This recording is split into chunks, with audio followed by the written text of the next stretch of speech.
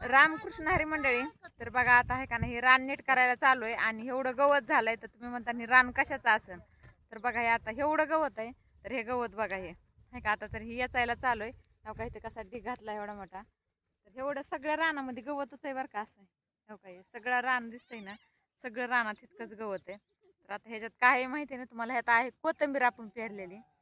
भाजीपाला करायचा म्हणलं ना, एक ती तर उन्हाळ्यात एक तर पाणी कमी असतं, पुन्हा एवढी मेहनत करायची उन्हात आणायची, आणि पुन्हा मग असं होतंय. तर ह्यात कोथिंबीर तर कमी दिसते, पण सारं गवत उगवलंय त्याच्यामुळे आपण कोथिंबीर ही कुळवून टाकली अशी, ह्यात वापलीच नाही. त्यामुळे आता म्हणलं पाऊस पडायलाय आणि त्यासाठी रात रिकाम होईल. तर चला तुम्हाला दाखवते कोथिंबीर कशी. त्यामुळे अशी कुळवायला चालू केली आता ही, नाही का. एकदा यात कुळविल्या ह्यात निघल्या तर मुंग्या निघल्या, तर त्या बी चावक्या राणी असताना एवढ्या चाव त्यातनं मुंग्या लय चावत्यात मुंग्या. तर एवढं त्याला मेहनत केली होती. 100-150 रुपये किलोचं आपण धन पेरलं होतं ह्याच्यात. राहतं का ना त्याचं म्हणजे आहे का ना, एक थोडंसं सुद्धा त्याचं काय म्हणतात ना, एवढी मेहनत करून सुद्धा काय उपयोग झाला नाही. तर हे बघा इथं तर बघा त्यात काहीतरी कोथिंबीर वापरलेली दिसते का, आणि ती पण ट्रॅक्टरनं पेरली होती बरं का. म्हणा की ट्रॅक्टरनं दाट पण होती आणि चांगली होती, त्यामुळे ट्रॅक्टरनं पेरली होती. पदरचा 10-15 हजार रुपये खर्च करून एवढी कोथिंबीर पेरली.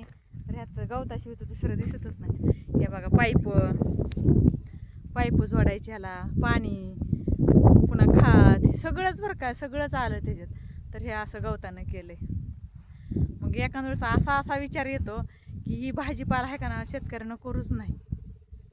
ज्यावेळेस भाजीपाला चांगला येतो ना, त्यावेळेस भाव नसतो बरं का त्याला काहीच.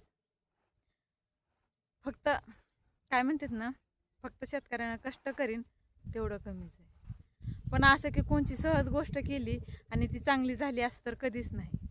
कोथिंबीर पेरली, ही वापली नाही, ह्यात गवत वापलं. दुसरीकडे खाली पण कोथिंबीर पेरली कांदे काढून, ते पण तशीच वापली नाही. त्यात किती एक 500-600 पेंडे निघत्या ना. आणि पुन्हा काय झालं, कांदे पेरले, कांदे लावलेलं होतं. कांदा एवढं छान कांदा येऊन नीट करून ते कांदा 2-3 रुपये किलोने विकलं. मला सांगा, शेतकऱ्यांना जागावं का मरावं बरं खरं. इतका वैताग येतं शेतकरी म्हटलं ना, सांगूच नका. ज्यावेळेस चांगलं येतं म्हणतात ना, त्यावेळेस लोक काय म्हणतात, अरे बापरे लय चांगली कोथिंबीर आली, ह्यावेळेस पैसाच पैसा आहे. पण आता कोणी म्हणेन का, स्वतःची पदरचे 10-15 हजार रुपये खर्च करून एवढी मेहनत करून कोथिंबीर पेरली, लय नुकसान झालं असं नाही कुणी म्हणत. फक्त लोकांना आलेला पैसा दिसतो, कष्ट दिसत नसते बरं का. तरी असले झाले आपल्या कोथिंबीरची कथा. आता दुसऱ्या वेळेस कोथिंबीर पेरायची नाही, अख्खा पावसाळ्यात तर पेरायची नाही कोथिंबीर, भाजीपालाच करायचं नाही. आता ह्याच्या डायरेक्ट पेरायचं आपल्याला सोयाबीन. त्यासाठी रान आहे का नाही एकदम चांगलं करून ठेवायचं. पलीकडचं आहे का ना 5-6 काकऱ्या ठेवायच्या. आता म्हणजे तिथे अलीकडे दिसतंय ना हिरवं, तिथून हितवर ठेवायचं. तेवढं खुरपून घ्यायचं गवत. आली तेवढ्यात कोथिंबीर तर आली, नशिबानं भेटला भाव तेवढा आपला एवढा जेवढी खर्च झाला नाही एवढा निघला खर्च ना, तरी बाद झाला.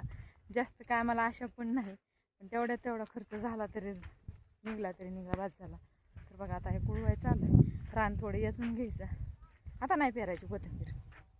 तुमच्या इकडे सांगा, तुम्ही कोथिंबीर पेरल्यावर कसा नफा होतोय का तोटा होतोय. आमचं तर असंच होते, सांगा तुम्ही पण बरं का. आता चला तर रान याचून घेतो. आमची मै पण रान यायची ती मुंग्या चावत्यात मैला, काय का ना मै.